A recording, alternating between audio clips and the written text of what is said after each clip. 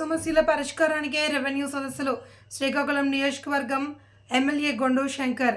శ్రీకాకుళం జిల్లా ఆంధ్రప్రదేశ్ రాష్ట్రం భూ సమస్యల పరిష్కారానికి రెవెన్యూ సదస్సులు నిర్వహిస్తున్నాము అని శ్రీకాకుళం ఎమ్మెల్యే గొండు శంకర్ అన్నారు. రాష్ట్రంలో భూ సమస్యల పరిష్కారానికి ప్రభుత్వం ఎంతో ప్రతిష్టాత్మకంగా చేపడుతున్న రెవెన్యూ సదస్సుల ఎమ్మెల్యే గొండు శంకర్ ఆధ్వర్యంలో రూరల్ మండలం కిష్టప్పపేటలో మంగళవారం రెవెన్యూ సదస్సు నిర్వహించారు.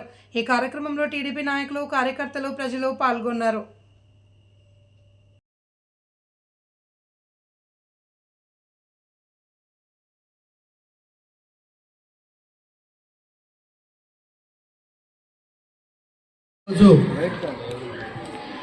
గ్రామ రెవెన్యూ సదస్సులు పెద్ద ఎత్తున ఆంధ్రప్రదేశ్ రాష్ట్ర ప్రభుత్వం నిర్వహించడం నిర్వహిస్తున్నారు. ఈ సందర్భంగా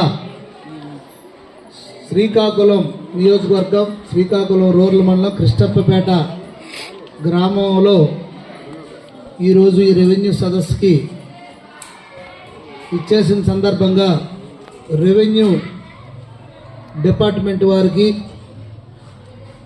మండల స్థాయి రెవెన్యూ అధికారు వారికి, అలాగే గ్రామ సర్పంచ్ గారికి, అలాగే ఇక్కడ గ్రామ పెద్దలకు, గ్రామ ప్రజలకు అందరికీ పేరు పేరున నా హృదయపూర్వక నమస్కారాలు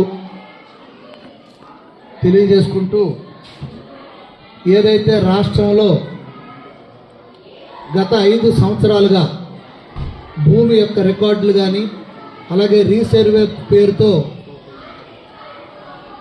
ఎల్పి నెంబర్స్ అని చెప్పి జాయింట్ అకౌంట్స్ వేసి విడివిడిగా ఉన్నటువంటి అకౌంట్స్ అన్నీ కూడా మొత్తం కలిపి అస్తవ్యస్తం చేసి మొత్తం రికార్డ్స్ అన్నీ కూడా సర్వనాశనం అయిపోయిన పరిస్థితి ఒక పక్క.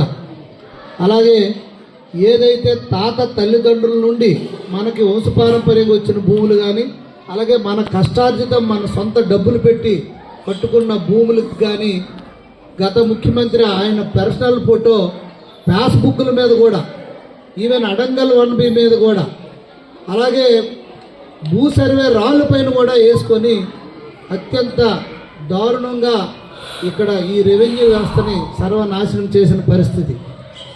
ఇట్లాంటి సందర్భంలో ఎన్డీఏ ప్రభుత్వం ఏర్పాటైన తర్వాత, తెలుగుదేశం, జనసేన, బీజేపీ కూటమి ప్రభుత్వం ఏర్పాటైన తర్వాత గౌరవ ముఖ్యమంత్రి వర్యులు శ్రీ నారా చంద్రబాబు నాయుడు గారు ఆయనకున్న అపారమైన అనుభవంతో అసెంబ్లీలో మొత్తం ల్యాండ్ గ్రాబింగ్ చట్టం కూడా తేవడం జరిగింది.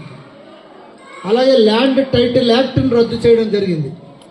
ఏదైతే ల్యాండ్ టైటిల్ యాక్ట్ అనేది పూర్తిగా ప్రభుత్వం ఆధీనంలోకి తీసుకొని, మన సొంత ఆస్తులను కూడా గత ప్రభుత్వం వారి ఆధీనంలోకి తీసుకొని తాకట్టు పెట్టే ప్రయత్నంలో అప్పటి జనాలు కానీ, అలాగే లాయర్స్ కానీ పెద్ద ఎత్తున రాష్ట్ర వ్యాప్తంగా నిరసన తెలిపిన సందర్భంలో, పాదయాత్ర చేసిన సందర్భంగా లోకేష్ అన్నగారు కానీ, అలాగే గౌరవ ముఖ్యమంత్రి వర్యులు అప్పటి ప్రతిపక్ష నేతగా ఉన్నప్పుడు చంద్రబాబు నాయుడు గారు కానీ, అలాగే వారాహి యాత్ర చేపట్టినటువంటి ఇప్పుడు ఉప ముఖ్యమంత్రి వర్యులు పవన్ కళ్యాణ్ గారు కానీ ప్రజలకి ఒక భరోసా కల్పించారు. ఈ ప్రభుత్వం వచ్చిన వెంటనే ల్యాండ్ టైటిలింగ్ యాక్ట్ రద్దు చేస్తామని మాట ఇవ్వడం జరిగింది. ఆ మాటకు అనుగుణంగా ఆ యాక్ట్ను రద్దు చేశాం. అలాగే